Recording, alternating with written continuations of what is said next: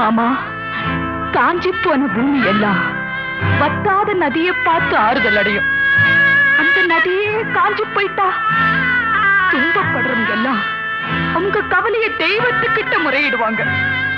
ஆனா தெய்வமே கலங்கி நின்னா அந்த தெய்வத்துக்கு யாரால ஆறுதல் சொல்ல முடியும்? தானாடவில்லை அம்மா, சதையாடுது நதி, தந்தை என்றும் பிள்ளை என்றும் விளையாடுது.